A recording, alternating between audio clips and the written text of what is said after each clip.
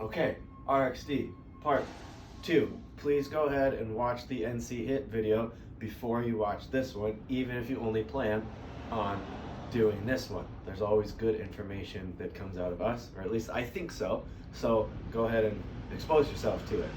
You might also decide that you want to do the other workout. This is going to be our NCX video for Thursday, April 9th. We have a two-parter. It is a strength session and a WOD. The strength is meant to prime you for that workout that you're going to do after. So we're going to start with a 10-minute EMOM of 7 dumbbell deadlifts. If you happen to have a barbell and some bumper plates, then I'm going to encourage you towards that barbell and bumper plates. That way you can actually work strength by pushing the weight. If we have our dumbbells, it might not be enough, and that's why yesterday I changed up the tempo on those floor press for you guys, just to mimic getting in heavier loads. Though I don't want to have to do that all the time. So if you happen to have some barbell and weights, I'm going to push you towards that direction. But this is meant to be a dumbbell deadlift. So we have a 10-minute EMOM, 7 dumbbell deadlifts on the minute at a 3-second on the way down tempo, 1 in the bottom, 3-second on the way up tempo. So it's going to make sure that we stand up with good position, because we're going to spend a little bit longer of a time than we are used to in that position.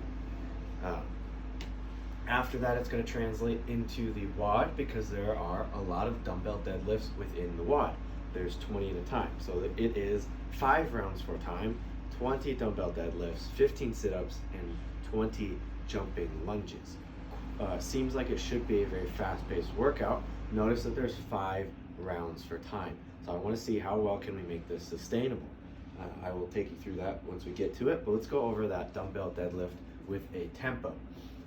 For you guys that might have a tougher time getting to this kind of tabletop position, especially when we have a smaller object like the dumbbell, maybe the narrow stance reaching over isn't going to cut it for us, because right about here I start to do this because I can't access any more of my legs.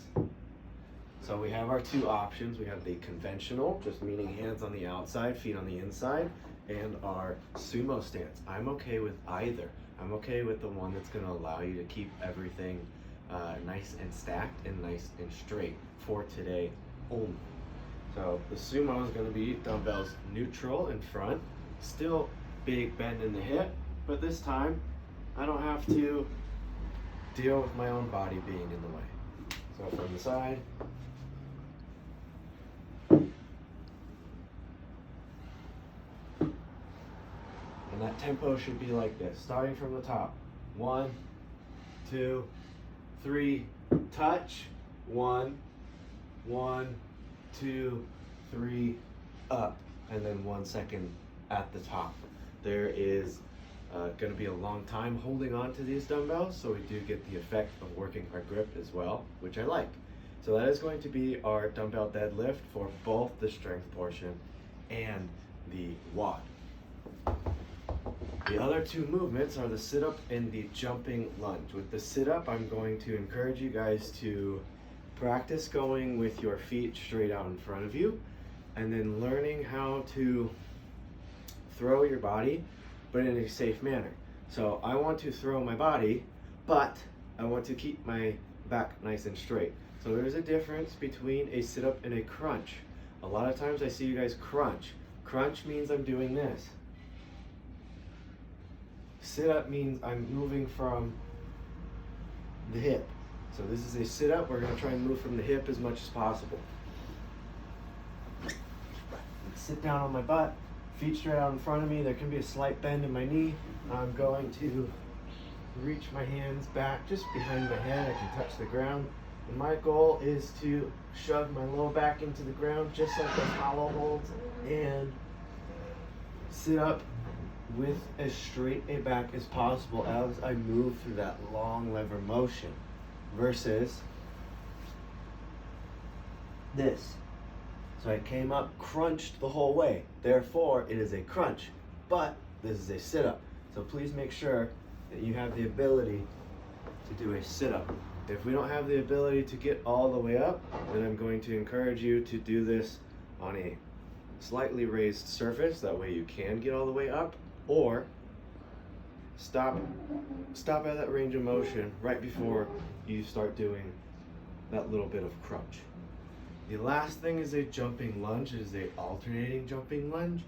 And then now I'll talk about how this should be done. So it's 5 rounds per time, obviously a lot of work. 20, 15, 20 are large number sets, but I still want, just like the last workout, everything to be unbroken. How do we do that?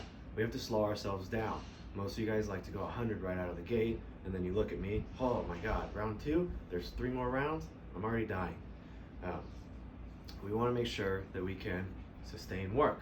So 20 dumbbell deadlifts, they don't have to be like this, unless you can do 20 like that every time, but probably slow yourself down. Make sure you have a good breathing pattern that's going along with your movement pattern.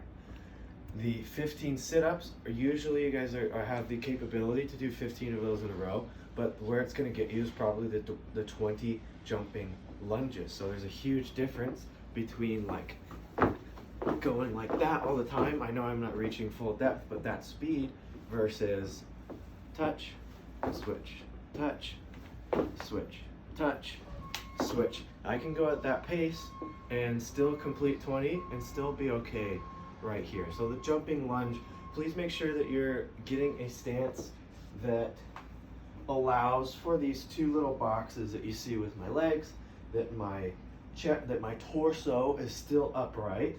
I want to use my legs just as we were practicing with our jumping, I want to use my arms just as we were practicing jumping yesterday. When I am down, my arms are down. When I am up, my arms are up. And I can use them to help me move my body up.